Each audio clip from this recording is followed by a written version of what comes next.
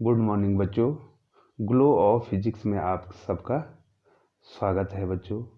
प्यारे बच्चों, जो टॉपिक है उसका नाम है बच्चों हाइड्रोजन स्पेक्ट्रम के लिए बोहर का सूत्र। और बच्चों इससे पहले भी मैंने आपको ये बता दिया है, लेकिन यहाँ पर बच्चों हम आपको इसको सॉल्व बताएंगे बच्चों। और बच्चों जो यहाँ पर जो हैं ये मैंने पहले ही लिख दिया, क्योंकि जो है बच्चों इससे पहले जो वीडियो बनाई थी बच्चों उसमें जो है वीडियो में आवाज़ नहीं आई थी, तो मैं इसी को समझा रहा हूँ बच्चों, सॉरी बच्चों। तो बच्चों यहाँ पर जो है आपने शॉर्ट तरीके से जो है क्या निकालना है, हाइड्रोजन स्पेक्ट्रम के लिए बोहर का सूत्र निकालना है। तो बच्चों किसी परमाणु की nवीं कक्षा में इलेक्ट्रॉन की ऊर्जा का सूत्र ये होता है बच्चों, आपको ये याद रख देना है बच्चों। ठीक है बच्चों, हाइड्रोजन के लिए तो मैंने आपको बताया था क्या होता है बच्चों, यहाँ पे En बराबर माइनस जेड स्क्वायर RH/n² होता है बच्चों। ठीक है बच्चों, इतना होता है। ठीक है, और हाइड्रोजन के लिए ये जेड क्या होता है, 1 होता है, और 1 का स्क्वायर 1 हो गया बच्चों। तो यहाँ पर 1 का स्क्वायर रख दिया तो 1 हो गया, तो ये En कितना आ गया बच्चों, -RHc/n² हो गया बच्चों। ठीक है बच्चों, इतना n² हो गया। अब देखो बच्चों, यदि n2वीं कक्षा से n2वीं कक्षा से n1वीं कक्षा में संक्रमण होता है बच्चों, जो इलेक्ट्रॉन दूसरी कक्षा से पहली कक्षा में आती है, तो जो संक्रमण होता है ऊर्जा का अंतर होता है, तो कितना हो गया बच्चों, डेल्टा ई बराबर क्या हो जाएगा बच्चों, इस प्रकार से देखिए बच्चों, मैं अगर आपको बताऊं, ये देखिए यहाँ पर जो है ये क्या है बच्चों, n1। ठीक है, ये n1 है, और इसकी जो ऊर्जा है, इस कक्षा की जो क्या है बच्चों ऊर्जा है, ये En1 है, En1 है बच्चों।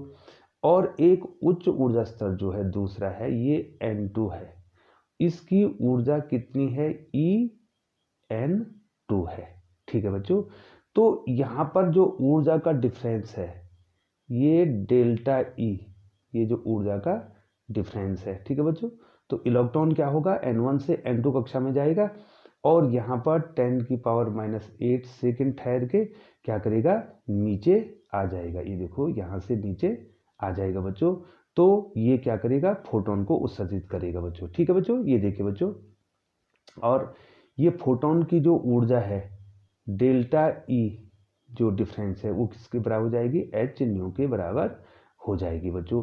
अब यहाँ पर देखिए बच्चों, इस सूत्र के अनुसार ये हाइड्रोजन के लिए सूत्र हो गया बच्चों। अब डेल्टा ई बराबर ये तो आ गया बच्चों, क्या ये डेल्टा ई कितना हो जाएगा बच्चों, यहाँ En2, ये देखो बच्चों ध्यान दीजिए, इधर मैं थोड़ा इधर से ये बता रहा हूँ आपको, ये देखिए En2 और E1, ये देखो En2 माइनस En1।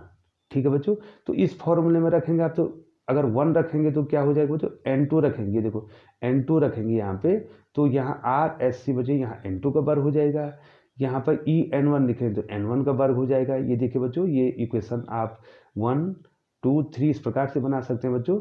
तो बच्चों हमने क्या निकाल दिया बच्चों, इसमें यहाँ पर हमने En2 भी निकाल दिया, En1 भी निकाल दिया, और अब इसका क्या कर दिया बच्चों, ये देखो En2 है, En1, इसका हमने डिफरेंस निकाल दिया बच्चों। ठीक है, तो कितना हो जाएगा, इसमें से ये जो -RHc/n2 का स्क्वायर और -RHc/n1 का स्क्वायर हो जाएगा। क्या कॉमन है बच्चों, यहाँ पर ये RHc कॉमन है बच्चों, तो ये RHc को हमने क्या ले लिया बच्चों, कॉमन ले लिया, तो कितना बच गया बच्चों, माइनस माइनस का प्लस हो गया, ये 1/n1 का स्क्वायर माइनस 1/n2 का स्क्वायर बच्चों। ठीक है बच्चों, अब मैंने पहले ही बता दिया कि ये डेल्टा ई किसके बराबर है, h न्यू के बराबर है, और न्यू किसके बराबर बच्चों, c/λ के बराबर। तो क्या लिख देंगे बच्चों उस फॉर्मूले में, Hc, ये देखो डेल्टा ई को क्या Hc/λ, और यहाँ RHc में से ये Hc कैंसिल हो गए, तो 1/λ, ये देखिए बच्चों 1/λ बराबर कितना आ गया बच्चों, R 1/n1 का स्क्वायर माइनस 1/n2 1/n2 का स्क्वायर। और बच्चों इस 1/λ को तरंग संख्या कहते हैं बच्चों। 1/λ को क्या कहेंगे बच्चों? तरंग संख्या कहेंगे। और इसी सूत्र का प्रयोग आगे जो है मैं जो हाइड्रोजन स्पेक्ट्रम के लिए करने वाला हूं बच्चों। अब बच्चों जो है रिडबर्ग नियतांक, हाँ बच्चों, तो अब जो है एक दूसरा तरीका भी जो है आपको बता, रिडबर्ग नियतांक का मान निकालना है बच्चों।